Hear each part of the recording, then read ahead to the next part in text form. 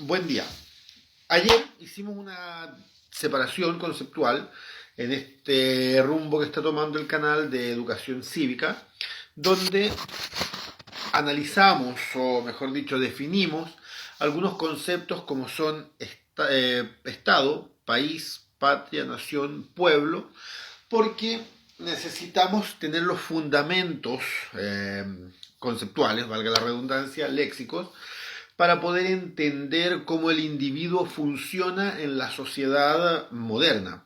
Como en algún momento dije y lo repetiré muchas veces, somos más de 7.000 millones de personas en el mundo, 7.000 millones de seres pensantes con ideas totalmente distintas, que estamos agrupados en distintos también espacios geográficos y dentro de estos espacios geográficos delimitados por una línea, dijimos, imaginaria, que solamente está en el mapa, formamos los países.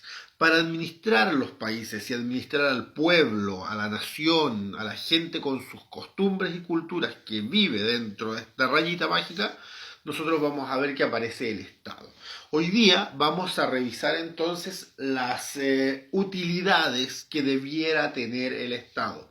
Cuando hablo de utilidades, me voy a referir a que el Estado sea útil para algo, no que reciba ganancias, que también se le llama utilidades a veces. Hay que tener cuidado con esta ambigüedad que a lo largo del tiempo. Ok, utilidades del Estado. Vamos a ver que las utilidades a grandes rasgos van a ser básicamente dirigir, administrar, proteger, regular y legislar, y obviamente hacer cumplir lo que se regule y se legisle dentro de un país. Explico. Nosotros sabemos que hay distintos países. Tienen diferentes características. Para que nosotros nos hagamos una idea de cómo esta es una línea imaginaria, la raya de los países, podemos pensar, por ejemplo, en la división que se hizo de África por parte de los grandes estados colonizadores. Los grandes estados colonizadores se dividieron el mundo y cuando separaron África, lo separaron con líneas que vieron en el mapa simplemente, sin pensar en las diferencias de nación que tenían los pueblos habitantes de África, diferencias religiosas, culturales, idiomáticas. Y ahí nosotros vamos a ver que esos problemas que se produjeron porque la gente fue separada por líneas arbitrarias completamente, hasta el día de hoy está trayendo algunos problemas de guerrillas, de incluso dictaduras que se han dado por consecuencia de estas diferencias culturales. ¿Ok? Por eso nosotros vamos a ver que el Estado tiene que dirigir entonces a estos países, este invento que se hace. La dirección que hace el Estado básicamente va a ser, por ejemplo, en qué relación yo tengo con mis países vecinos. Un ejemplo, ¿con qué países yo puedo comerciar? ¿Cuál va a ser el cambio de moneda entre la que se ocupa en un país y la que se ocupa en otro? Ahí yo veo que se están tomando direcciones, qué líneas va a seguir determinado país. Pero también se va a dirigir lo que pasa adentro del mismo país. ¿Qué decisiones se toman? ¿Qué líneas ideológicas yo voy a seguir, por ejemplo, en educación? ¿Qué decisiones voy a tomar con respecto a la salud? Y ahí nosotros vamos a ver que el Estado entra a administrar. Adentro de un país se producen recursos.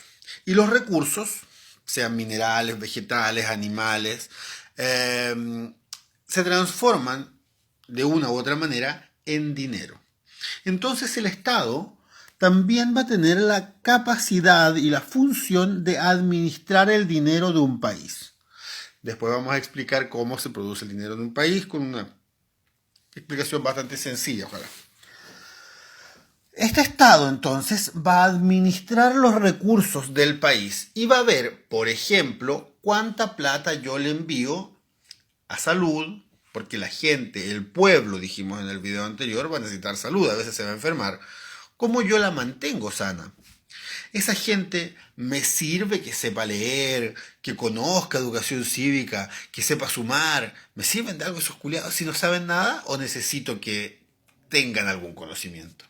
¿Cuánto dinero les doy yo como papi Estado para que ellos puedan educarse? ¿Ok? ¿Cuánto dinero yo voy a destinar? Dijimos que había que dirigir el país con sus vecinos, por ejemplo. ¿Cuánto dinero yo voy a destinar para que haya un ejército, en el caso que el país cuente con un ejército, y ese ejército pueda comprar sus juguetitos y avioncitos y cositas para poder matar gente? Ahí yo voy a tener que destinar entonces algunos recursos, algún dinero. Esa administración la va a hacer entonces el Estado. Esas son las funciones. Y aquí nosotros vamos a ver que también tiene que proteger. ¿Proteger a quién? Se supone que el Estado tiene que proteger al país en su conjunto. Y para proteger al país en su conjunto tenemos que tomar que hay un sustento, digámoslo, que es geográfico. Hay una tierra que hay que protegerla.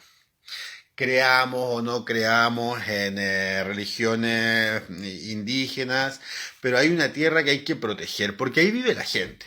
Y también hay una gente que hay que proteger porque es la gente que produce recursos. Esa función es del Estado. Y ahí en la protección vamos a ver que también se junta con lo de administrar recursos. ¿Me siguen?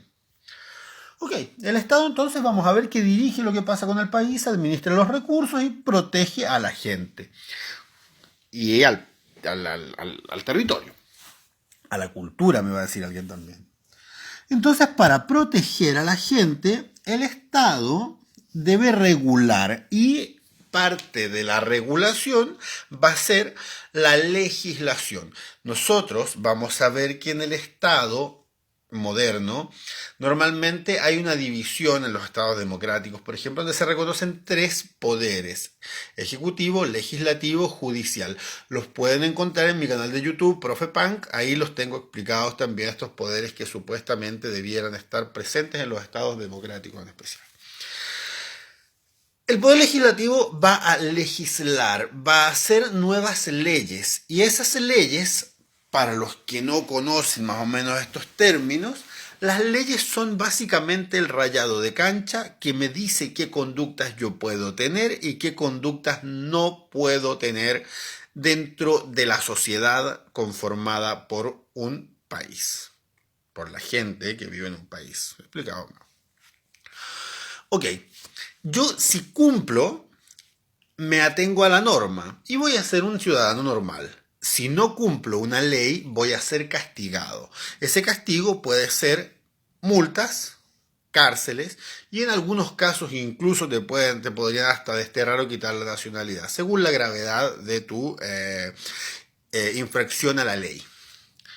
Y el Estado, bueno, si es que está haciendo todo esto, va a tener que también hacer cumplir las leyes que el mismo Estado está planteando. ¿Ok? O sea, se va a tener que fijar que si el Estado dice que hay libertad, efectivamente haya libertad. Que si el Estado dice que protege al individuo, efectivamente el individuo se esté siendo protegido. Que si el Estado dice que hay libertad de educación, efectivamente haya libertad de educación. Nosotros vemos entonces que el Estado administra ciertos recursos, dijimos. Y cuando hablemos de estos recursos, nosotros vamos a tocar un tema que se usa mucho,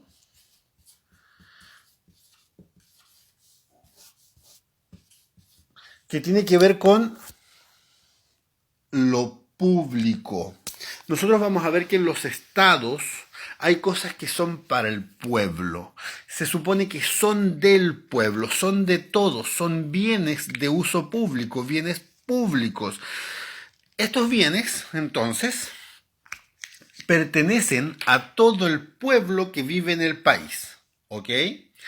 Y estos van a ser administrados por un grupo humano que va a ser la administración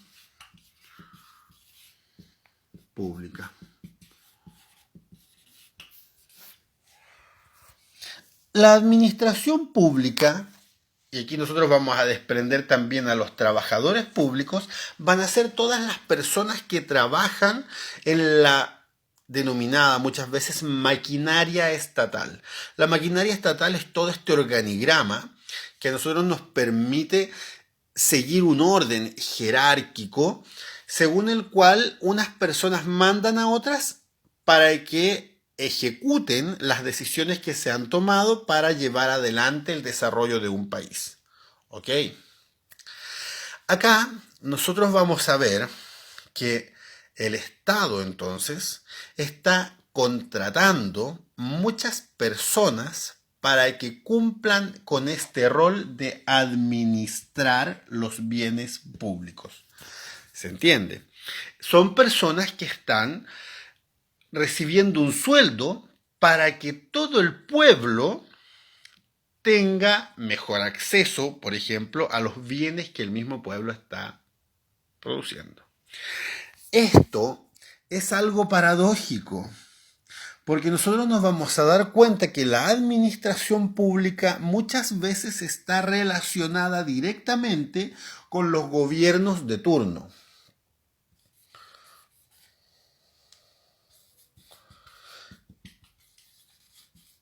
Digo gobiernos de turno, porque nosotros hablamos de un país que nos estamos fijando en Chile, que supuestamente es democrático. Entonces, como es democrático, pueden haber cambios de gobernantes según periodos distintos.